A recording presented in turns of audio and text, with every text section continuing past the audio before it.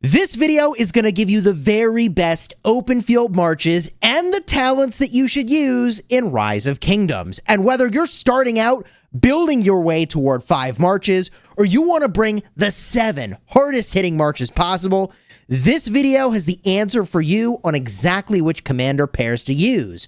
But before I begin, allow me to thank the sponsor of today's video, and that's Nexus War. Welcome to Nexus War, a city-building war game with incredible graphics that's set in a dystopian future. Your mission is to unite the 4 races of the planet Origin in order to annihilate the invaders of your home planet. Each race has distinct benefits, ranging from economy to battle boosts, designed to help you smash your enemies. And trust me, there will be plenty of monsters and players that you'll need to smash. From your very first moments in-game, you'll rebuild your city, amass incredible armies, battle giant space monsters, and collect powerful heroes to lead your troops into glorious combat. Of course, picking the right hero investments can help a ton for your journey, so let's do some pulls right now. Come on, baby! Let's go! Full legendary unlock. Okay, let's do it again. Double legendary, crushing it. I'd recommend that you invest in the legendary Hino, the artillery, damage, and buffing hero to start. He's super easy to obtain and packs a punch. And at the epic tier, check out Walai to help gather resources that you'll need to advance your city's economy. And if you're looking for flair, check out Fluffy, the half squirrel, half cyborg. He's exactly what you need for battling monsters. The graphics in Nexus War are extremely realistic and make you feel like you're in the game, especially when you battle against other players. The PvP combat is exciting and gives you a front row seat for all the action. I've been playing Nexus War and have been super impressed. The sooner you start, the sooner you can help build up your city to save the galaxy. What are you waiting for? Download now on iOS and Android and use the link in the description to start playing for free today. Let's get down to business, baby. It's time to craft the very best open field marches in Rise of Kingdoms. And we're going to start out by doing 1 march of each troop type, because if you're just getting to Season of Conquest, that's the end game. Or you're just starting to fill out your roster with really powerful commanders and you want to bring the hardest hitting stuff possible because you don't have a lot of resources, you should have 1 pairing of each troop type. And the reality is the commanders are so damn powerful these days, you've got to have each troop type represented. So let's start with the top 3 open field pairs if you're only bringing 3. And here's what I would recommend. For your infantry, you've got Skippy Prime and Sargon. Man, it's just a powerful combo. Some people will argue that you should do Guan with Skippy. I totally understand that. I think it's a great combo as well. Don't get me wrong, but the power level on the Skippy Sargon, in my opinion, is higher. However, I could see the argument for Guan as well. So we're going to just drop the old Guan in here as a reminder that he would be totally viable with Guan Skippy, okay, as 1 march. We'll even set it like this so you can remember the Guan does need to be the primary if that's what you're going to do. From here, a cavalry march. I think the best cavalry march right now is going to be Huo, and then you bring in Nevsky. I think it just freaking hits too hard, man. I have been using Huo, and I have been very impressed with my reports. They are coming back absolutely wicked.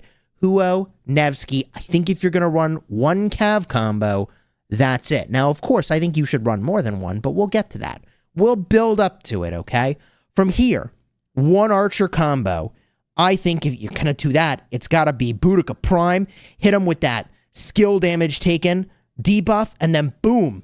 Hit him with Zhuge Liang, big area of effect damage, big damage onto your main target as well from that debuff from the Boudica Prime.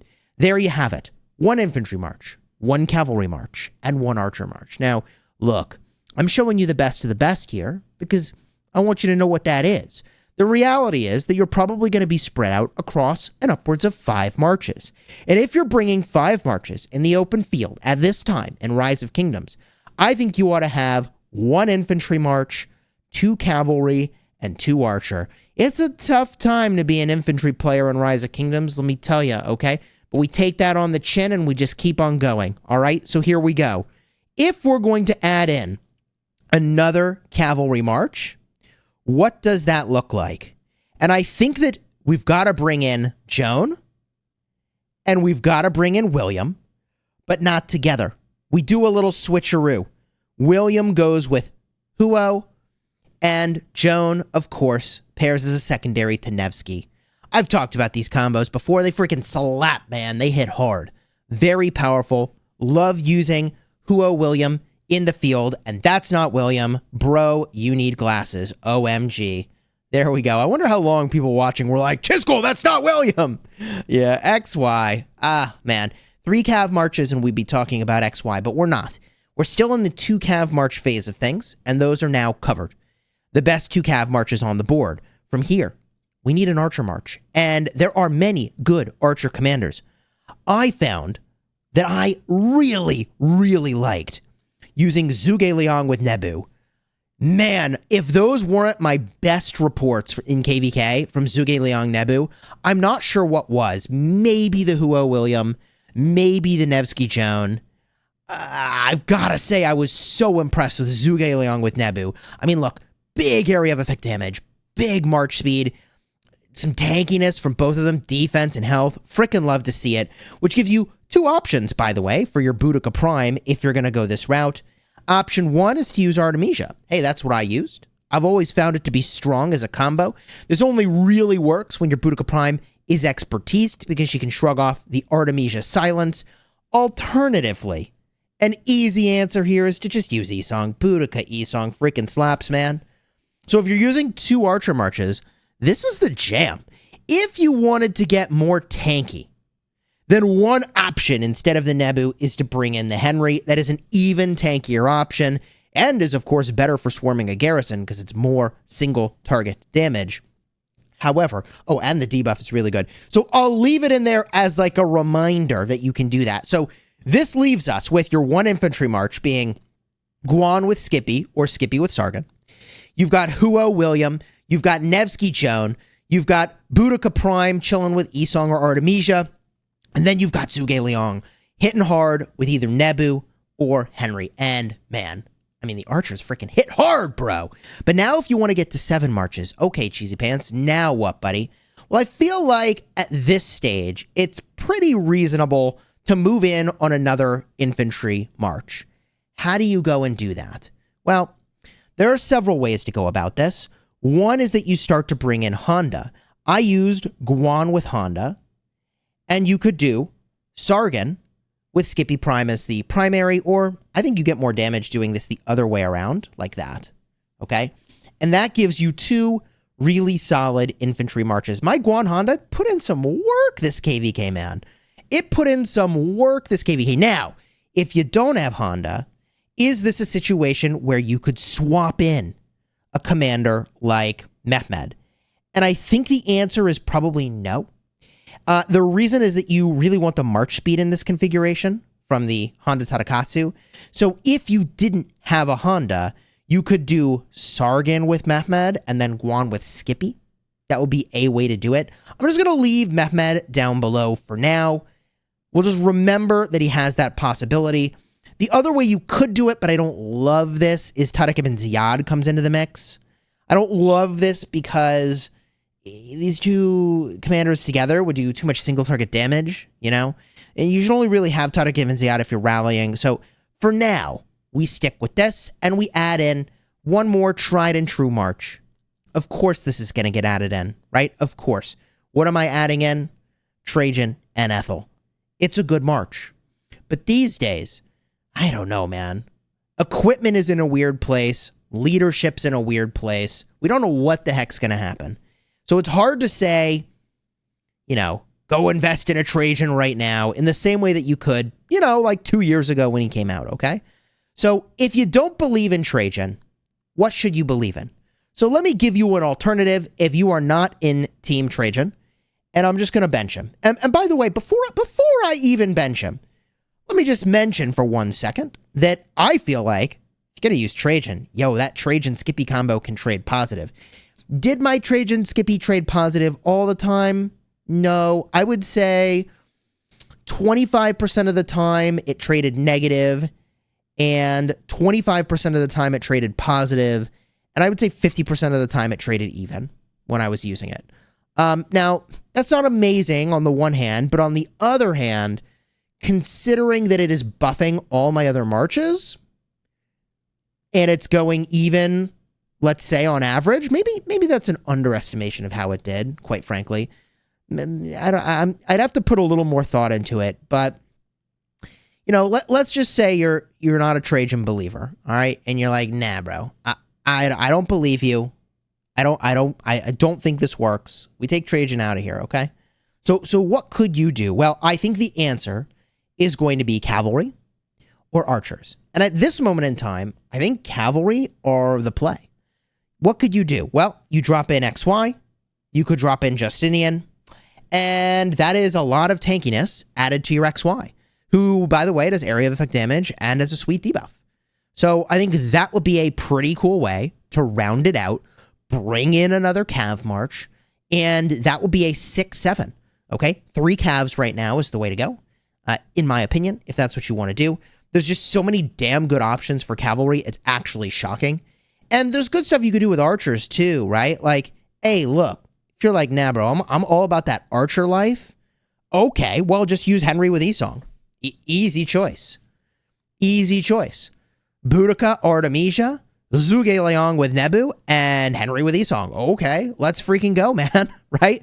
So you've got great options. If you're an archer player, you've got great options if you're a cav player. And if you're an infantry player, well, you can just play the tiniest violin for all the infantry simps out there. I think your best bet is still Trajan. But this could change. My anticipation is that new infantry will come to the game, and that those new infantry are going to be very shield focused. I'm just guessing that's where they're going to push infantry, but we'll see. Here we are back in game again, and you can see the marches that I used were Guan Honda, Boudica with Artemisia, Huo with William, Nevsky and Joan, Trajan with the old Skippy Prime, and then I've got Zhuge Liang with Nebu, and because I'm in Warriors Unbound, I got to turn Esong into an infantry commander for the KVK. So I used Sargon Esong, and that was a good march. A little bit slow on the march speed, which was often an L for me, but hey, it was really fun to use the area of effect damage with the Sargon, okay? Esong Sargon, very good time. Now, getting into the talents, that thing that you all deserve. Let's start with some archers. Zhuge Liang, boom. All about this talent build right over here, okay? You'll want to generate rage and use that active skill as fast as you can. Are you going to overrage sometimes? Yeah, you are. Does that matter? No. I think you push out more damage and more debuffs if you just go for the frickin' all the rage you can get, baby. All the rage you can get. From here. If you're using Boudica Prime, good news. Use the same talent build. I did do a strange modification over here for more normal attack damage. I actually think this is a mistake. I actually need to go redo this build, I think. I mean, it's not that different, but I think I'd rather have the attack stats, which can increase your skill damage dealt, as well as your normal and counterattack damage dealt. I'm genuinely not sure why I went with rapid fire. Maybe this is a canyon weirdness choice that I was making. I'm honestly not sure right now why I went for that, but I did. So go with the other build. I think you ditch the rapid fire in favor of the extra attack from full quiver. From here, let's talk about cavalry, baby. Because for cavalry, it's also easy. This is your build. Notice a theme? We're going for rage. Why do you want rage in the open field? Well, you use your skills faster than the enemy, plus oftentimes these fights are, very fast-paced skirmishes and the enemy walks away. So if they walk away before you skilled, GG, bro. You lose so much DPS. So you want to get your active skills fast as you can. Feral Nature, super good here. I do also take the skill damage taken reduction, a little bit extra rage, and also damage dealt to archers. Absolutely freaking crucial. Very happy with this build. Also happy with this build on my Huo. It was extremely performant. Loved using this. 10 out of 10. Can recommend. So from here, this just leaves the infantry. So let's see what builds Chisgule was using. We'll get a peek. Here is my infantry build. What do you know? A pattern emerges. I'm all about rage gain these days. And I did try to get some march speed, but not at the cost of tankiness, okay? I could have got more March speed. I mean, look, I ditched these 6 points, and I can pick up a lot of March speed. A lot, like 12% March speed is really nice, okay? Could have got more March speed. Didn't go for that. I think that was fine in this KV because I paired with Honda. And Honda has freaking wings, man. He moves. So 20% March speed from the Honda offset the fact that I didn't have it here.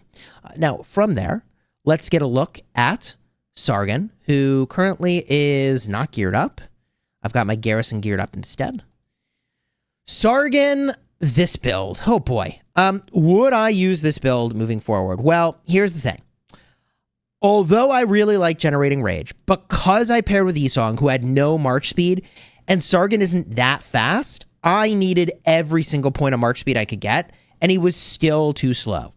So in my perfect world, I think I would have a secondary with Sargon that's a little faster, and then I would not use this build. But this is the build I used, and I felt like I needed even more March speed than what I had, so I don't have any regrets about this choice to skip out on the extra rage over here and go for this configuration instead.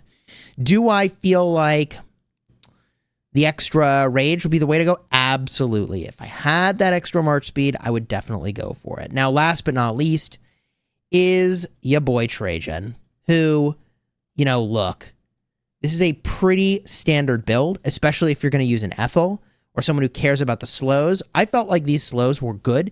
The passive effect slows will stack with active skills. So this is a talent. I guess it's not a passive. This is a talent. Talents stack with active skills. So this 25% slow will stack with the Huo slow. So I can get 75% of slow onto an enemy, which is gross, 50% from Huo, 25% from over here. I was pretty happy with this build. Theoretically, you could carve off these points. You could carve a point off of Rejuvenate, and that could give you like a little bit more normal attack damage. But I was like, man, you know what? Hey, give me that utility, please. Give me that utility from the slow. So I went for that. No regrets. Trajan Skippy did good stuff on the field. I was pretty happy with that March overall, enabling some big positive trades from my other Marches. That was the goal, and I think he did it well. I went with a hollow square formation in this case. People say, hey, if you're not using Echelon, you're doing it wrong. I appreciate that sentiment. Maybe that is true, that Echelon will be the way to go. In this case, I had really wicked armaments. In particular, this Breaker armament is disgusting, but I have covered Breaker armaments extensively in other videos, so I won't rehash that now. What I'll do instead is remind you of the sponsor of today's video, and that is Nexus War. Check them out using the link in the description, and don't forget to enter the codes that are down below in order to get some free goodies in-game. I believe it's an upwards of almost $100 worth of in-game stuff, entering the gift code that's down below. Until next time, my friends, you have fun smashing the kingdom.